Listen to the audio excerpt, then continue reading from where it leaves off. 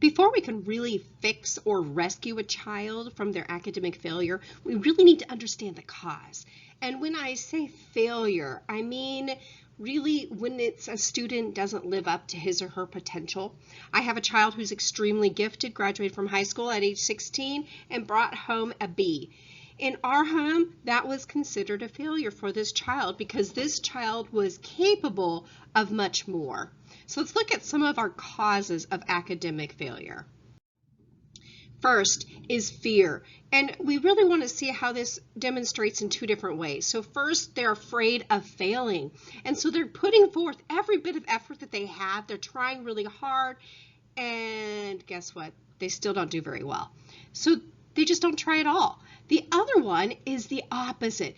Believe it or not, it is the fear of success. I know this seems really strange, but when you have a child who's extremely gifted or very intelligent in one aspect or another, they really are going to be self-conscious about that at times. So we want to be able to see that sometimes they really have a fear of success because they don't want people to look at them and say, wow, you are just so smart. They didn't want that kind of attention. Next is apathy. And quite frankly, apathy is probably one of the worst problems that there is because it's really difficult to motivate a student who simply doesn't care. So we're going to look at ways that we can help them to really get motivated and to be excited and to want to learn. Lastly is just laziness. And this really counts for a third of their failure to rise to potential because they really want to be successful, they want to be on the honor roll, they want recognition, they want to be, want all these things, but maybe they're too lazy or maybe they're just too busy. So we're going to look at some of the other causes of academic failure. So some of these may be just simply self-esteem. You may have too little self-esteem or too much self-esteem. So too little self-esteem, I'm sure some people really understand that, is that they just feel like they can't do it. They just don't think that they have what it takes. However, having too much self-esteem is always a problem as well. It's the thought of I can do better, or I'm better than so-and-so, or already know this, why should I try? I shouldn't have to show my work on my paper. My teacher's demanding too much because they are so confident in themselves, they don't really care to show forth the effort.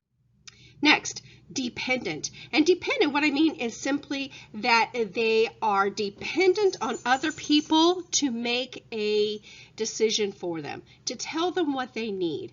They are dependent on simply having someone do it for them. And this comes because we have helicopter parenting sometimes, or maybe you have helicopter teaching, or you have a friend that does some helicopter friendness. And in one case, I noticed that I had twins in my classroom and one twin always spoke for the other twin. So although the second twin was extremely intelligent, he became highly dependent upon his twin to solve and to answer questions for him. Next, perseverance. They simply don't know how to persevere. And this comes because in our today's day and age, we sit down and what happens? They might watch a YouTube video for 2.5 to 3 minutes. Did you know that's the recommended time for a YouTube video? Yeah, 2.5 to 3 minutes is a recommended time. Or get this, they may sit down and they say, oh, I'm going to watch a TV show. Well, guess what? You have a problem and a solution within 30 minutes to 2 hours.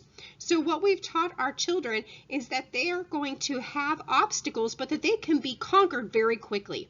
So we need to teach them that life really isn't a sprint, but it's a marathon. We want to show them that they need to persevere through things and not expect a solution immediately, or that they're going to overcome or complete something right away. So preparation is a difficult one sometimes because we mistake preparation for laziness. And so what we may look at is say, wow, our student is really lazy. And that's not the case. Maybe they simply are not prepared. They do not know how to be prepared. So many times what we've done is we've set up our students for failure because we have forgotten to teach them the basics. For instance, I remember sitting in a class in probably 7th or 8th grade, and I had a teacher specifically say, here's our lecture notes. And we went through a lecture, and she specifically went through the Roman numerals for an outline. Roman numeral 1, now increase that, A, B, C. But how often have we taken the time to really transition and help our students to be able to understand what is needed? You're going to find that this is actually a problem all the way through higher education. Many students and many institutions of higher education at this time are required or have many mediocre classes or mediation classes in order to help students to be prepared for college and the rigors of college, because they haven't learned those basic skills that they should have learned earlier in life. Next, time management. Simply, they have poor time management skills. They don't understand, one, how long it's going to take to do something, and two, exactly what it might entail. So we want to be able to help them to balance these, plus to able to see that they do have responsibilities. As a child gets older, they go from just schoolwork and social life to having family responsibilities, a job, maybe they want to socialize, or they have sports. So we want to be able to help them to effectively manage their time. Next is a lack of focus or just having too many distractions. This is a huge problem with social media, isn't it? The other day, my husband and I went out for a date and we sat down in the waiting room. And we were waiting for probably about 20 minutes until our table was ready at this steakhouse. And as we sat there, people filed in, and we watched these couples come in and sit down and pull out their smartphones or their tablets or whatever they had, and they started skimming through them. And they didn't talk to each other. We found it interesting that they were more interested in what was on their screen than each other. And when they weren't talking to each other, one husband was talking to his wife in very intense conversation. You could see that they were kind of laughing and they were having a good time. And his phone beeped and he paused and he looked at the phone and then he says, "Where was I?" So we have created this, and we have created these challenges. We're creating too many distractions for them. So giving them an opportunity to turn off the technology. One of the tips that I give for my own children is when they are working in an online environment, which most of them do. In fact, one of our children has an entirely online curriculum, is that you turn off your email and your social media. Concentrate exactly what is on that screen. Procrastination really is a difficult one, and it's also very pertinent. We need to look and see how it is that our students are procrastinating their work, and maybe this is the reason that they're failing is because they simply do not have enough time to be able to get everything accomplished. And when we look at this, we also want and look and see how much of that is related to their personality type. So some personalities really are interested in having a task list. They want things done by a certain time frame. They're going to be really good at making sure that everything's broken down into little steps. Whereas other personality types are going to be more energized by that last minute push. Entitlement. This is really a cause of today's generation. So we really are seeing more and more examples of this. It's almost as if people owe them. They owe them this.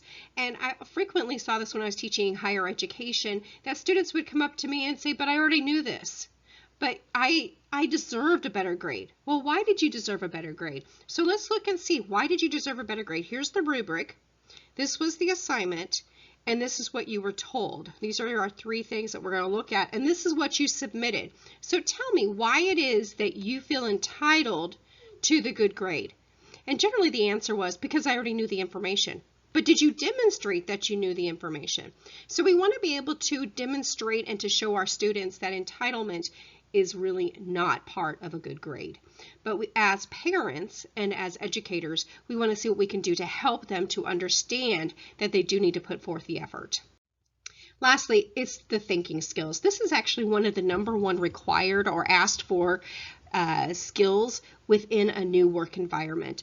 Employers are desperate for students and for employees to be able to think critically, to think analytically, and to even be creative. And this is really one of the most efficient areas that we have, because we cannot teach this in many ways. We need to be able to create a challenge so that our students can analyze situations, to be able to problem solve, and to really to be able to intuitively think and critically think inside the box, outside the box and to be able to implement tools that they have received throughout their life, not just what was given to them at a specific moment.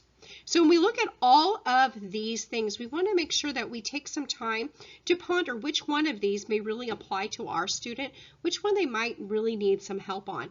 So let's move forward and look at how we can decipher and figure out what is the cause of the failure for our child.